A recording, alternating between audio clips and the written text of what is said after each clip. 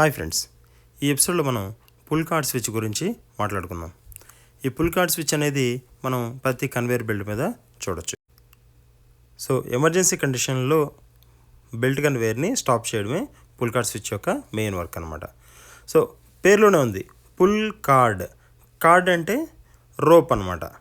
Okay, pull అంటే లాగడం, switch అంటే రోప్ని లాగి ఆపరేట్ చేసే స్విచ్ అనమాట. ఈ స్విచ్ లోపల ఏముంటుంది? ఆబ్వియస్గా ఎన్ఓఎన్ సెల్ ఉంటాయి. దాని నుంచి మనకి కంట్రోల్ సర్క్యూట్ని మేక్ అండ్ బ్రేక్ చేస్తూ ఈ బెల్ట్ కన్వేయర్ అనేది మనం ఆఫ్ చేస్తాం అనమాట. ఓకే, సో ఈ పక్కన కేబుల్ ఉంది కదా, ఈ కేబుల్ నుంచి మనకి ఆపరేటర్ క్యాబిన్కి లేదా కంట్రోల్ క్యాబినెట్కి కంట్రోల్ అనేది వెళ్తుంది. సో పిఎల్సీకి ఇన్పుట్ ఇచ్చైనా సరే, లేదంటే ఏదైనా స్టార్టర్లో అయినా సరే మనం ఈ లాజిక్ని క్రియేట్ చేయొచ్చు. సో ఇది రీసెట్ అనేది మాన్యువల్.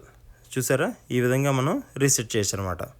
ఓకే, ఈ రోప్ కనుక చూస్తే మీరు, ఇది త్రూ అవుట్ బెల్ట్ కన్వేయర్ ఉంటుందన్నమాట. సో దీన్ని మధ్యలో ఫిక్స్ చేసాం ఈ స్విచ్ని. సో అటువైపు పైన డిశ్చార్జ్ వరకు, కింద టైల్ పుల్లీ వరకు మనకి ఈ రోప్ అనేది ఫిక్స్ చేస్తుందన్నమాట. సో ఈ ప్లాట్ఫామ్ మీద మీరు నడుస్తూ వెళ్ళినప్పుడు ఎక్కడ ఏ ప్రాబ్లం వచ్చినా కూడా ఈ రోప్ని పుల్ చేసేస్తే అది బెల్ట్ కన్వేయర్ని ఆఫ్ చేస్తుంది. సో ఇది ఇంకొక రకమైన pull cord switch. Okay, so ఇక్కడ ఈ బ్లూ బటన్ ఉంది కదా, ఈ బ్లూ బటన్ ఇది కూడా పుల్ టైప్ అనమాట. సో దీన్ని రీసెట్ చేయాలంటే దాన్ని పుల్ చేసి ఇలా రీసెట్ చేయొచ్చు అనమాట. రోప్ పట్టుకొని లాగితే స్విచ్ అనేది యాక్టివేట్ అయ్యి బెల్ట్ని ఆపేస్తుంది.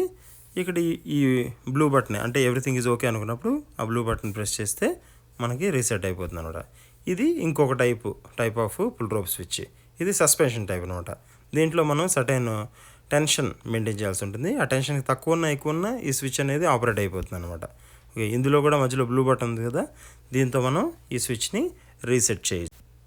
సో ఇవే కాకుండా చాలా డిజైన్స్ ఆఫ్ పుల్ రోప్ స్విచ్ని మనం చూడొచ్చు. ఇంకేదైనా టాపిక్స్ గురించి తెలుసుకోవాలనుకుంటే కామెంట్ చేయండి. Thank you.